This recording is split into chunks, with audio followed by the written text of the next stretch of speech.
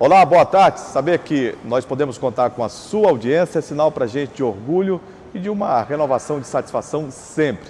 Gente, no quadro Sala de Entrevista de hoje, nós vamos falar sobre os resultados obtidos pelo São João do Maranhão em relação à geração de emprego e renda. Recebo aqui Joubert Alves, secretário de Trabalho e Economia Solidária do governo Flávio Dino. Secretário, antes de mais nada, dizer que é uma satisfação ter o senhor hoje aqui no quadro Sala de Entrevista. A nossa satisfação também é muito grande estar aqui mais uma vez na TV Assembleia, apresentando os resultados do nosso trabalho, do governo do Estado, de forma geral. Eu queria que o senhor falasse um pouco desses números, porque vejo que o São João realmente foi um sucesso absoluto, não só de público, de diversidade cultural, mas o reflexo também é muito positivo em relação à geração de emprego e renda. Isso, com certeza. O governo do Maranhão sempre fala, o nosso governador Flávio Dino, que o Maranhão hoje está em alta e temos que aproveitar esse momento favorável ao nosso Estado.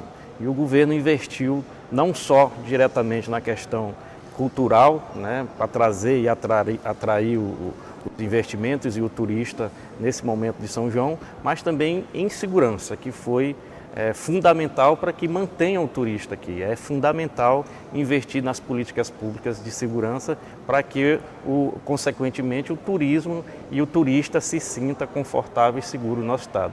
E isso refletiu no sucesso também do São João, né? Dos arraiais, do Maria Aragão. Lotados, né? Todos os arraiais. A gente tem ainda... desembarcaram em São Luís nesse período, nessas últimas semanas, mais de 100 mil turistas só no aeroporto.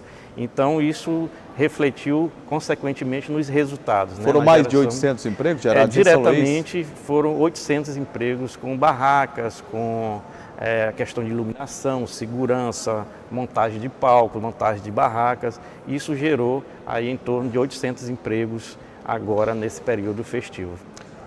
E o mutirão, o Rua Digna? Ano passado a gente viu dentro de um planejamento, secretário, que seria um investimento de 4 milhões. Isso. Esse investimento vai aumentar e essas obras, elas estão sendo feitas agora, né? Exatamente. O governo, a gente tem, ao contrário do que o governo federal, que não deu um caminho, não deu um direcionamento para as políticas de geração. Na verdade está sem rumo, né? Está sem rumo, literalmente sem rumo.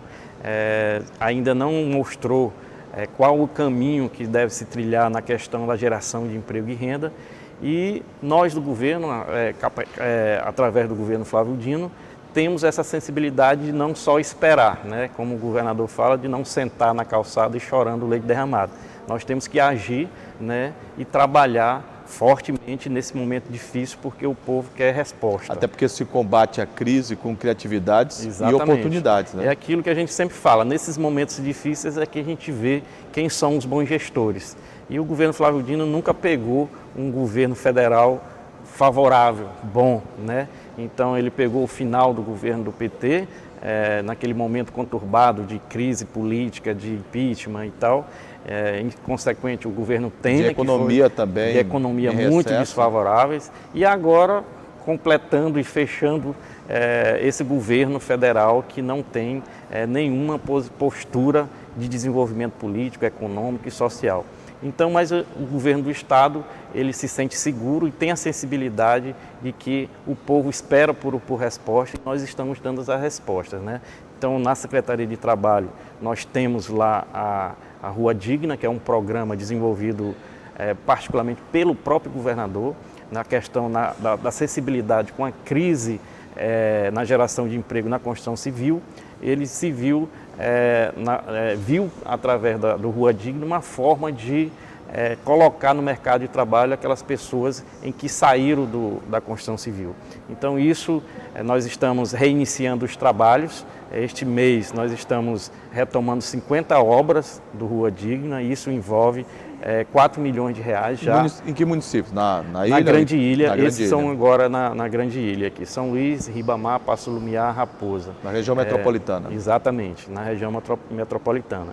Então estaremos agora, a partir da semana que vem, retomando essas obras e abrindo um novo edital. O governo até o final de julho, agora nós deveremos estar abrindo um novo edital para novas obras e que o investimento inicial seria, em média, em torno de 6 milhões de reais. Então só supera o planejamento orçamentário passado, né? Exatamente. Então, a ideia, mesmo no período de crise, em que todos os estados aí fora Rio de Janeiro, grandes potências, Goiás, Rio Grande do Sul, está passando por momentos muito difíceis, o Maranhão também passa. Isso se a gente não levar em consideração o Rio de Janeiro, exatamente, né? Mas a gente tem, de certa forma, um governo que preocupado, criativo, sensível, e nós estamos fortemente trabalhando e ampliando ainda alguns investimentos para este ano. Secretário, os olhos estão muito voltados, né, não só dos maranhenses, mas dos brasileiros,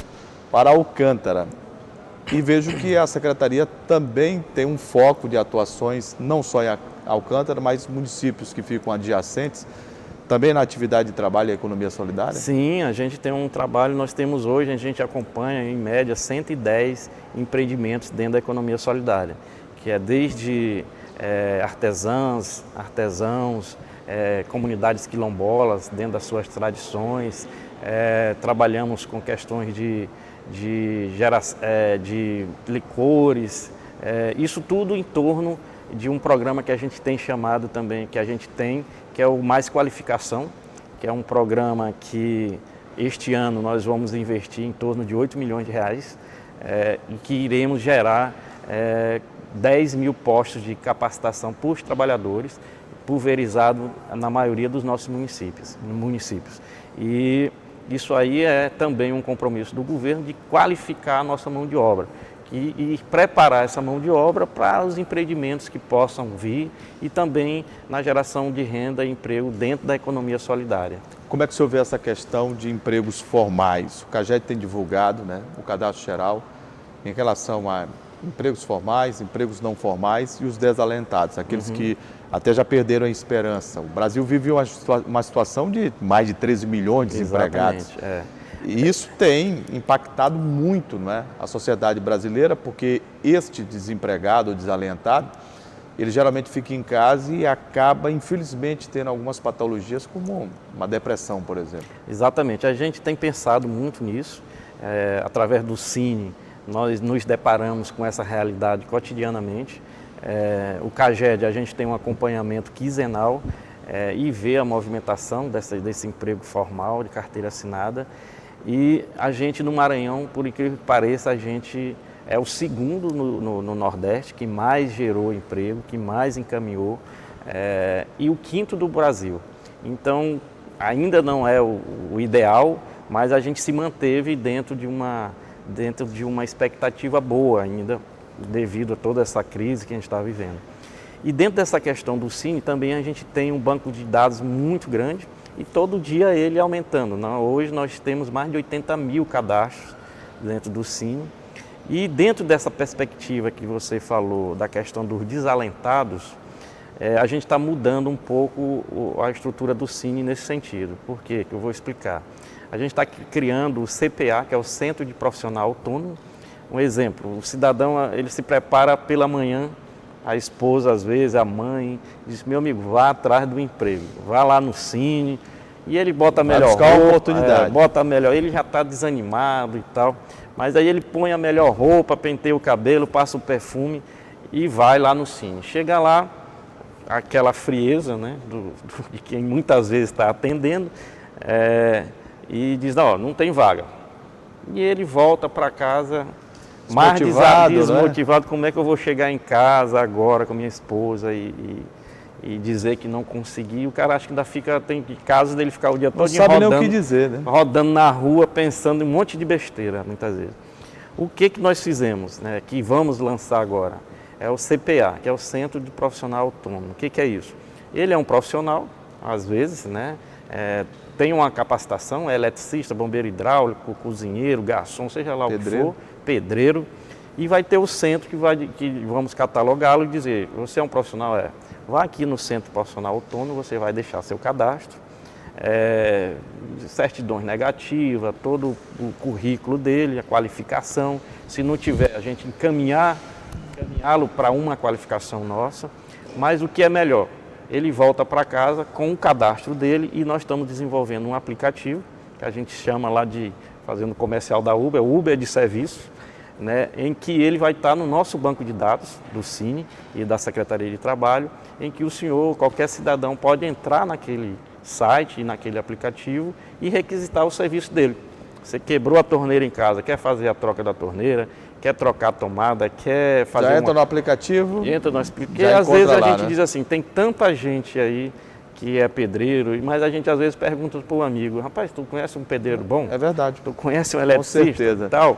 E lá a gente vai ter, com toda a referência nossa, do governo do estado, das setas e do Cine, o perfil desse profissional, e ele volta para casa com aquela esperança. Com certeza com nova perspectiva, com uma perspectiva de algum momento aquele telefone tocar, o aplicativo chamar, para ele prestar algum serviço, uma diária, 2 diárias. Então, foi uma ideia que nós estamos criando nesse momento de crise, para que as pessoas também não voltem tão desesperançosas. E isso gera renda, gera oportunidade e movimenta, de certa forma, a vida pessoal desse cidadão. E melhora até a autoestima. Com Eu certeza. Conversei aqui no quadro Sala de Entrevista do portal da TV Assembleia com o secretário de Trabalho e Economia Solidária do Governo do Estado, o Jobert Alves. Secretário, muito obrigado por ter vindo aqui, obrigado pelas explicações, por falar das atividades envolvidas pela Secretaria e que a população tenha mais emprego, renda e uma vida cada vez mais promissora.